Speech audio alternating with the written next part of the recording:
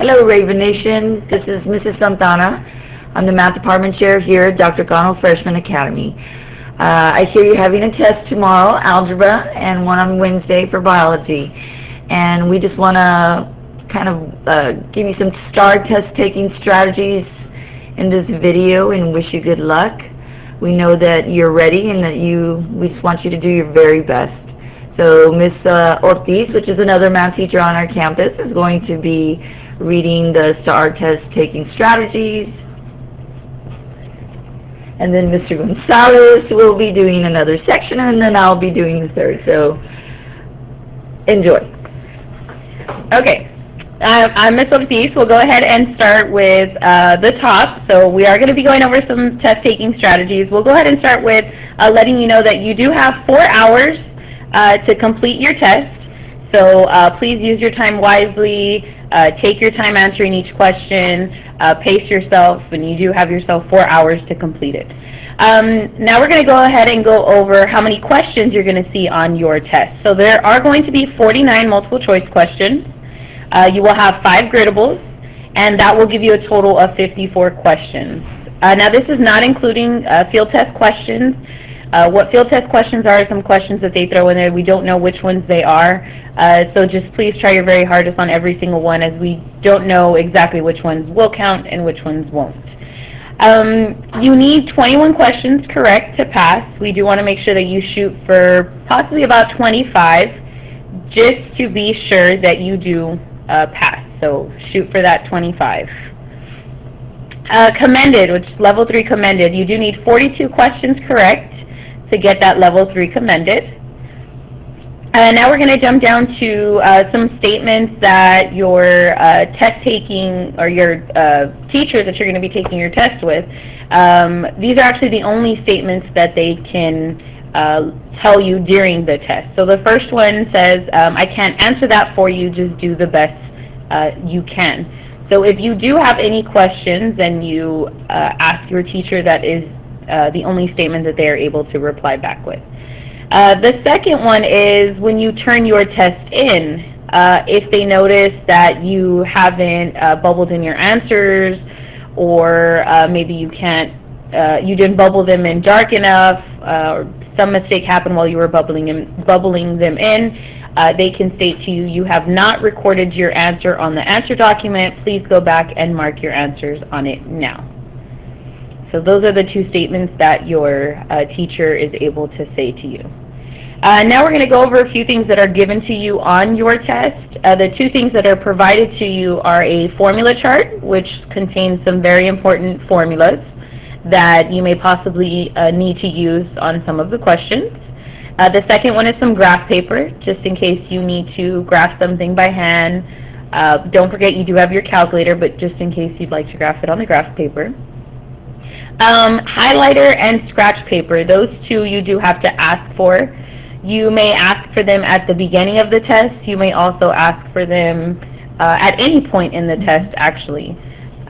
So please make sure that you do ask your teacher, and they will provide you with those. Okay. Next we're going to go down to the gradable questions. So we'll go ahead and show you what those questions look like.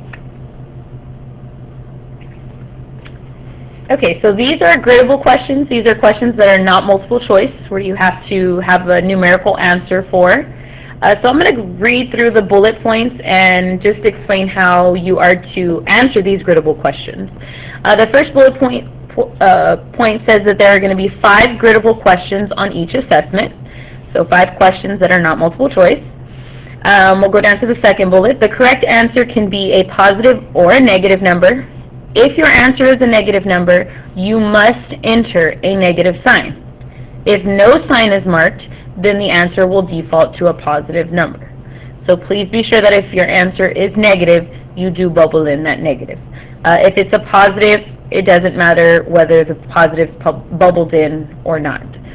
But again, that will default to a positive number if you don't bubble anything in. The next bullet point says that the answer grid includes a floating decimal. And if the answer is a decimal number, you must enter a decimal point. So what a floating decimal point is that you are able to enter that decimal point on any one of those slots on the gradable. Okay, Mrs. Santana is going to give you an example. So if your answer was negative 2.5, she's going to go ahead and show you a few ways that you are able to answer this griddable. So you definitely want to make sure you bubble in that negative.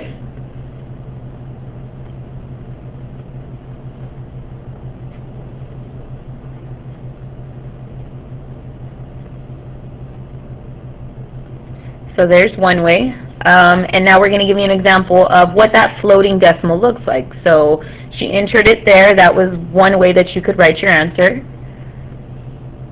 Again, she's making sure that she puts the negative sign. Now she's moved her answer a little bit further to the right, which is still correct. She'll go back and bubble in the negative, the 2, make sure you bubble in the decimal, and then the 5. Those are all correct answers. Again, the floating decimal means that you are able to put that decimal in any one of those slots. And just a reminder not to forget your negative sign. So there's one more example of a way that you could enter that negative 2.5 as your answer. So all 3 of those would be correct. Okay, the next bullet point says that students must enter their answer in the boxes and then fill in the corresponding bubbles. So just as Mrs. Santana showed you, not only do you have to write in your answer in those slots, but please be sure that you bubble them in. Do not forget to bubble them in. You do not have to use all the boxes, and you can place your answer in any set of consecutive boxes. And then the last one, extra zeros may be filled in either before or after the answer as long as their placement does not affect the value. So if you would like to enter your zeros to fill in the rest of the slots there, you can do that as long as it does not affect the value of the number. So in this example, adding zeros before or after will not affect the value. It'll still be considered negative 2.5. Okay. Again, you will have 5 griddable questions. Please be sure that you attempt these problems. Do not skip them. And please make sure that you bubble in your answer correctly on the griddable provided. So next, what we're going to move on to is I'm going to go ahead and pass it over to Mr. Gonzalez, and he's going to go over some calculator tips. Hello guys, this is Mr. Gonzalez.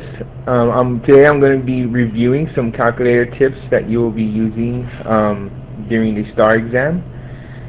So just a reminder, there will be extra calculators in the hallway during the exam. So what this means is if anything, for any reason, if your calculator messes up on you, you can ask your teacher in the classroom if you could exchange the calculator for another one so that you could have a working calculator for the test. So in case your battery dies, you can ask the teacher to exchange the calculator. If the calculator freezes, you can also ask to exchange the calculator. In order to clear the calculator before and after using the exam, we've also included the steps. It's going to be Control-N. What this does is it clears all the data that you have been using so that it could be basically the fresh, new calculator. And let's see, the next one says relation. So the calculator steps for relation is when you're in the graph app, you have to press delete 6 before entering any equation or expression into the y equals box. And so for equivalent expressions, remember we're using the define key, and if you don't know the define key, you can get there by going to the calculator app and going to menu 1-1. When using the define key, remember to use only the numbers 3, 5, 7, and 9. These numbers we know work for sure when using the define key, and they will definitely help you get to the answer you're trying to find. And lastly, don't forget to use numerical solve. Numerical solve is also found in the calculator app, and you can get there by hitting menu 3-1. Now, when using numerical solve, don't forget to add the comma and the variable after you enter the expression. And remember, it goes after you enter the expression. Oh, the equation, right? Oh, Yeah. the equation, yes. You can give them an example. So Ms. Santana is going to write an example of an equation. If we had negative 2x equals 4, we could use numerical solve, which is menu 3-1. And after you hit numerical solve, you'll see that little end solve and the open parentheses will pop up. After that, you can enter in your equation, and it'll say, in this case, it's negative 2x equals 4. And then we add the comma, and in this case, we're using the variable x, so we'll use x, followed by the close parentheses. All right. Alright, so now I'm going to be turning it over to Ms. Santana.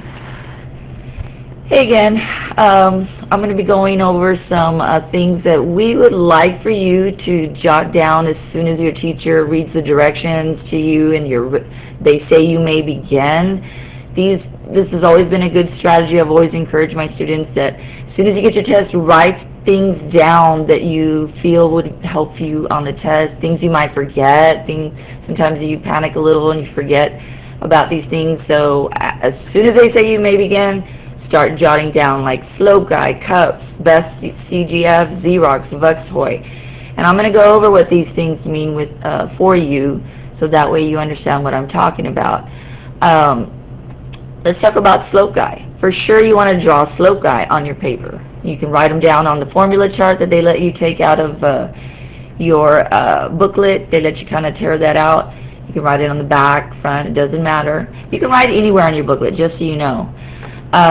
So slope guy, when you draw him, remember that the line going increasing, which is representing his left eyebrow, would be a positive slope, and then the line in a decreasing manner from left to right, this line's going down, would have a negative slope.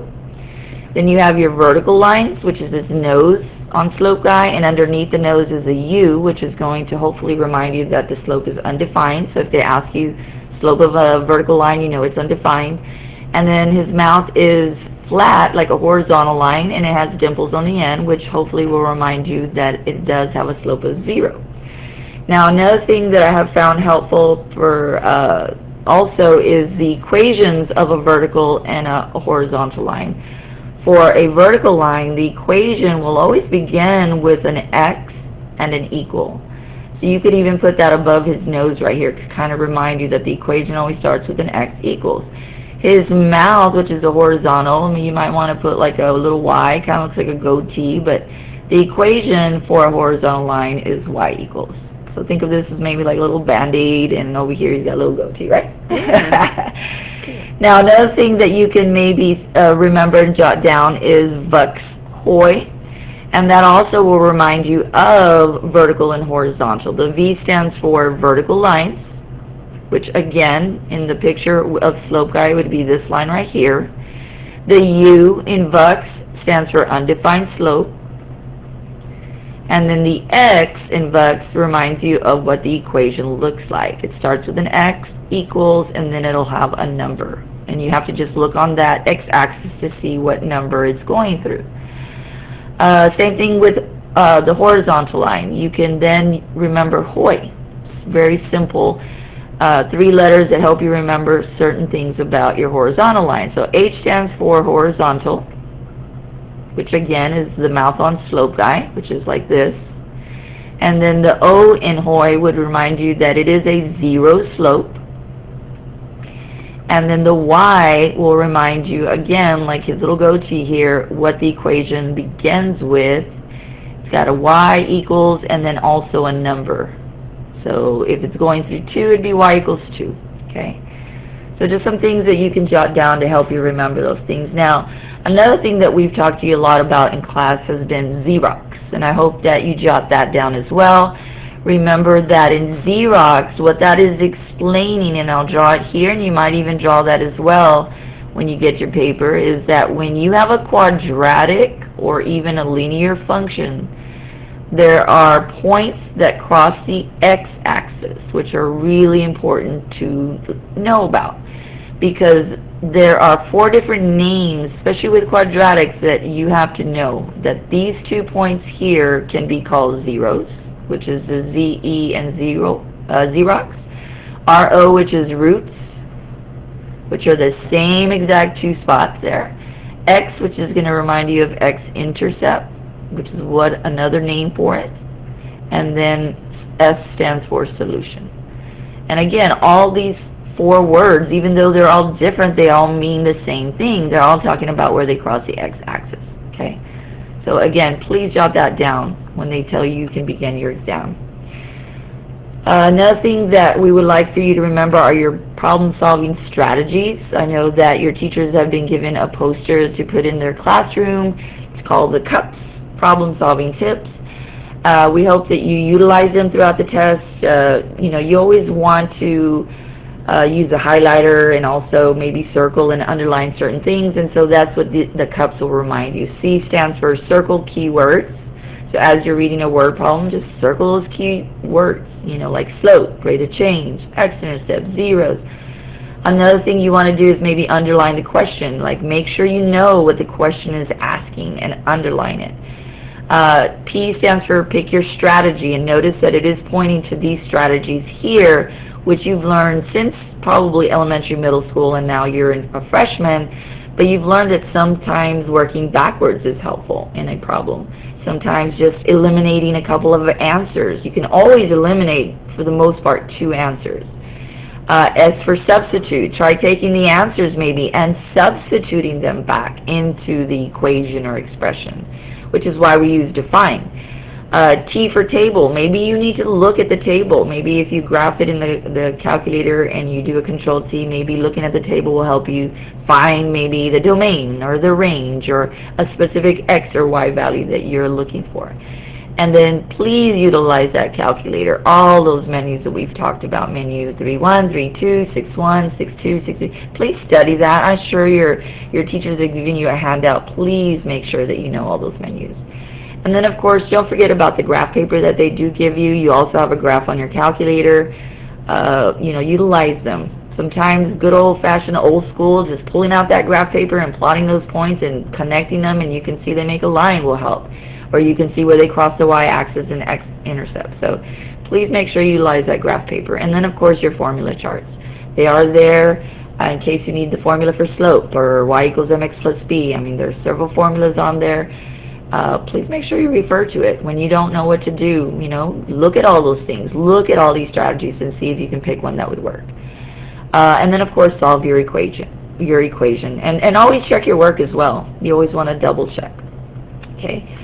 Another thing, and that's what these letters here represent. So you could jot CUPS, and you could also jot down best CGF. And so, you know, write down CUPS, that'll remind you, circle, underline, pick a strategy, solve.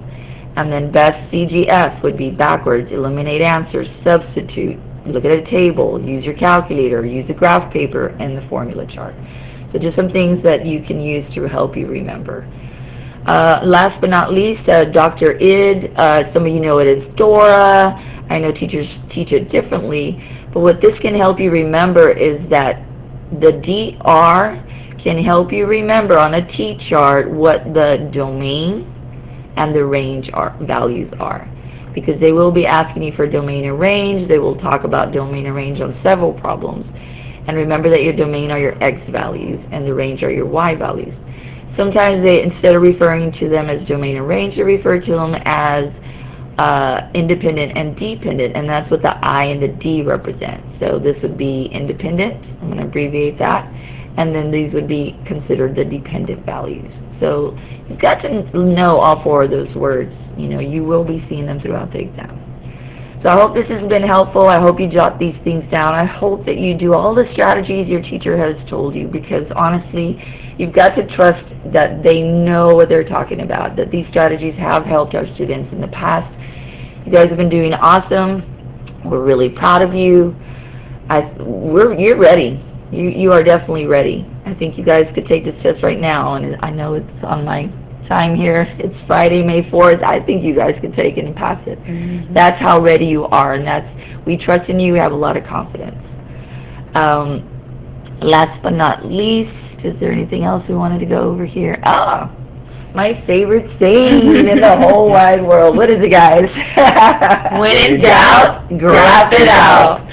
So good luck on your test. Good luck, guys. You guys got this. We're Good luck. really proud of you. You've come so far. You can do it. You can do it. You got Good this. luck. You got this. Bye.